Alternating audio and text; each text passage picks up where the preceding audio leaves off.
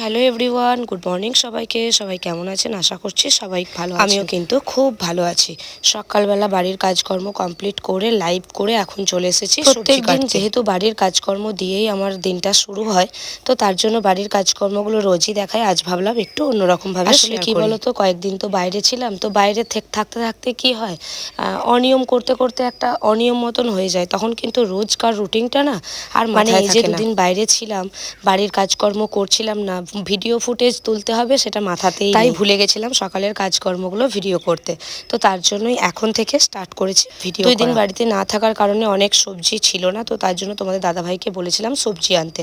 তো ও এত সবজি নিয়ে এসেছে। তারপরে এই যে দেখেন কাণ্ড, দাদাভাই সবজিটা এনে দিয়েই বাজারে যাচ্ছিল, তার মধ্যে দেখে আমাদের বাড়িতে এই যে বাড়ির পাশে সামনে যে পুকুরটা আছে সেই পুকুরে এই মাছটা যেহেতু ওই বাড়ির সামনের পুকুরটা তোমাদের দাদাভাই চাষ করে, তার জন্য মাছটা কিন্তু মানে তোমাদের দাদাভাই ধরে সব সময়। মাছটাকে দেখে হঠাৎ করে মানে ও দেখেনি, ওর একটা বন্ধু দেখেছে, সে গিয়ে আমাদের বাড়িতে ডাকে, তারপর ও গিয়ে জাল দিয়ে মাছটাকে ধরে নিয়ে আসে। কিন্তু বেশ কয়েক বছরের পুরনো, মানে বেশ 4-5 বছরের পুরনো, তার জন্যই কিন্তু মাছটার ওজন এখন প্রায় 4 কিলো থেকে 4.5 কিলো। আর এই মাছটার নাম হচ্ছে রূপচাঁদ মাছ।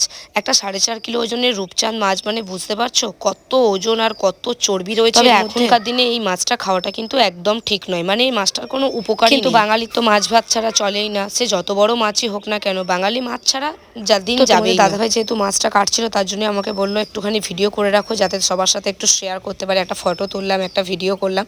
দেখো দুহাত দিয়ে মাছটাকে ধরে রাখতেই পারছে না, মাছটা এত বড় সাইজ আর এত বারবার মাছটাকে তুলছে আর বারবার মাছটাকে ফেলে দিচ্ছে, দেখতে পাচ্ছ এই দেখো। তো যাই হোক চলো, আমি এদিকে রান্না বান্না করতে চলে এলাম। ওদিকে তোমাদের দাদাভাই মাছটা রেডি করছে, মানে কেটে দেবে ও, আমরা তো কাটতে পারবো না অত বড় মাছ। চলো এখন রান্না বান্না আগে কমপ্লিট করে নিই, কারণ মুড়ি খাবারের জন্য আলু ভাজা হবে আজকে, যেহেতু একাদশী মায়ের, তার জন্য লুচি হবে। আর এদিকে নিরামিষ সব কিছু রান্না করছি, ফুলকপি সয়াবিন আলু রান্না করব, আর এদিকে ফুলকপি আলু ভাজা। আমার কাছে রান্নাটা যেন একটা মানে কি বলবো, একটা বড় ধরনের কাজ বলে মনে হয়। এটা কমপ্লিট হয়ে গেলে আমার মনে হয় সারাদিনের অর্ধেক কাজ হয়ে গেছে। তার জন্য আমি চেষ্টা করি সব সময় মানে খুব তাড়াতাড়ি যাতে 1 ঘন্টার মধ্যে রান্নাটা কমপ্লিট করতে পারি। তো তার জন্য দেখো আমি তাড়াহুড়ো করে রান্না বসিয়ে দিয়েছি। চলো রান্না বান্নাটা আগে কমপ্লিট করি। তারপর একটা মানে রান্না করতে করতে একটা দুর্ঘটনার সংবাদ পেয়েছি, তো সেই ঘটনাটা তোমাদেরকে আমি বলবো, বাট পরে বলবো, এখনই বলছি। হঠাৎ করে মানে তোমাদের দাদাভাইয়ের কাছে ফোন আসে যে আমার এক বান্ধবীর মানে মেয়ে আর কি, মানে কি বলবো, খুব প্রচণ্ড শরীর খারাপ, প্রচণ্ড তিনি হসপিটালে একদম খুবই বাড়াবাড়ি অবস্থা। যা বললে হয়তো তোমাদেরকে বোঝাতে পারবো, তবে আমরা অনেক পরে জানতে পেরেছি, কিন্তু এখন আমি তোমাদেরকে বললাম এই একটাই। দেখো তোমাদের দাদাভাই দেখলাম মাছটাকে কিছুতেই বঁটিতে কাটতে পারছিল না, কাটারি করে দেখো একদম মানে চুপিয়ে চুপিয়ে মাছটাকে কেটেছে। এতটাই বড় আর এতটাই হাড়টা ওর শক্ত হয়ে গিয়েছে। আর আমরা হলে তো বোধহয় বঁটিতে এই মাছটাকে কিছুতেই কেটে উঠতে পারতাম না।